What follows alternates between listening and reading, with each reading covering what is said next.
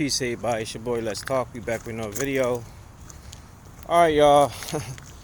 Let's talk about the youth.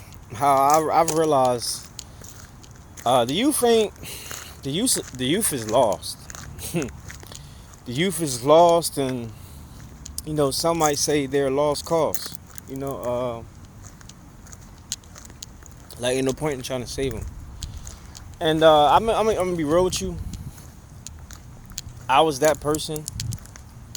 Sometimes I still feel that way. Sometimes, not all the time, but sometimes I do, because it's like whatever you do, whatever you say, whatever type of knowledge, advice you give to them, they just don't care. They don't give a damn. So it's just like it is what it is. Damn if you do, damn if you don't. And I'm saying all this because like I be dealing with a lot of children, part of this program that I do, and a lot of the kids, like within in the neighborhoods and stuff, like they so damn misguided. It don't make no sense at all. They don't got no hope for the future. They don't have no one positive that looks like them to look up to. At least they don't think so, because there are, I can name a few people, but in their eyes they don't think so, because that's not what they relate to. That's not what they gravitate to, because of the culture. The culture chose them to relate to NBA Youngboy, Julio Fulio, Gunna, Moneybag Yo, YG, all them people, YSL, all this dumb, stupid shit that don't really mean. Forgive me. I told you I'm trying to stop cursing, but you get what I'm saying. Like, that's what they look up to. But, a person like, a Neil deGrasse Tyson, a Louis Farrakhan. You can go the actor route, a Denzel Washington, Samuel L. Jackson, Morgan Freeman, Will Smith, Louis Farrakhan. There's so many people of color, men, that they can look up to, that shows a positive example, and the example that you can still be positive and you can still make it out the hood. But these kids are just so damn misguided. They don't care about none of that stuff.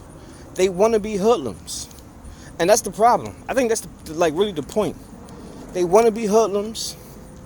They want to be gangsters, goons, thugs, whatever the term these young kids use these days. They want to be that way. You even got kids who grew up in the suburbs who want to be hoodlum. Like, you have no damn reason to try to call yourself hood or thug and all that stuff. And motherfucker, you had a porch when you grew up. You had a front yard with grass and stuff. I'm saying all this stuff because I didn't. I grew up in the projects. I grew up in the slums of the slums. The heart of North Philly. Blumberg Projects. If you from Philly or know anything about Philly and North Philly, Blumberg, you know.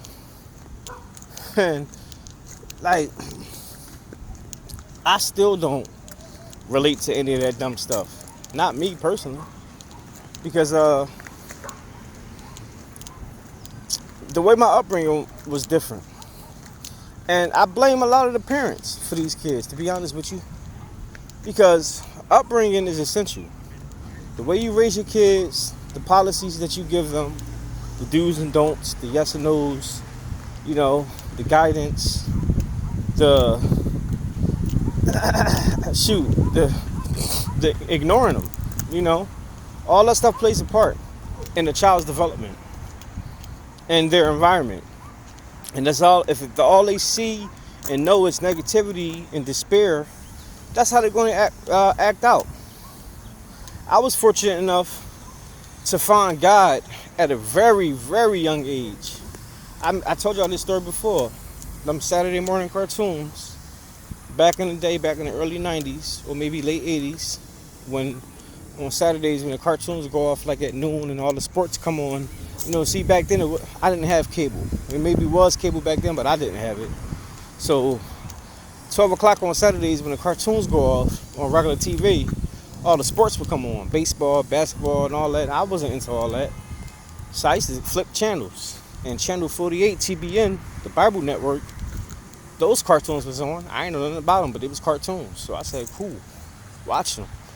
Next thing I know, I'm just seeing, this guy getting hung by a cross after he just got finished, healing the sick, feeding the starving, helping people, guiding people. And now they crucifying him. I was crying one day watching it. My grandma walked in the room, seen me crying. And she's like, boy, why you crying? I'm like, well, they hurting this man right here.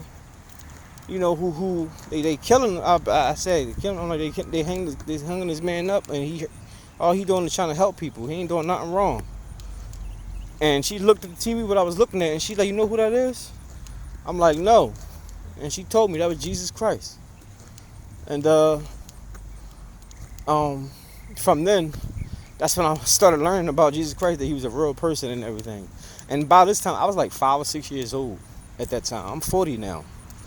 So, and I had to learn about him after that because I was just so intrigued. And then knowing that it was I'm watching a cartoon of a real person that really exists, that just amazed me. And seeing as though he did what he did, I was already a kid fascinated with superheroes and powers. So seeing him doing stuff like that was just crazy to me. And that inspired me to go to church and learn more. And that's my story. That's my introduction of, me having a personal relationship with God and Christ. So to me, it's not like I chose him. He chose me. He found me. And these kids, I think he need to find these other kids, man. Something needs to happen. Because these kids are lost. They don't got what I got. Well, a lot of us got. They're not that fortunate, sadly. And something got to be done.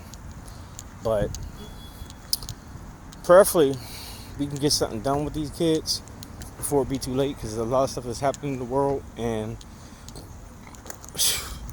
they always say you never know the day or the hour. So repent while you can. But that's all I got for now, guys. Let me know what y'all think. Drop y'all comments down below. Make sure I hit the like, subscribe, and hit the bell. I'll see y'all in the next one. Peace.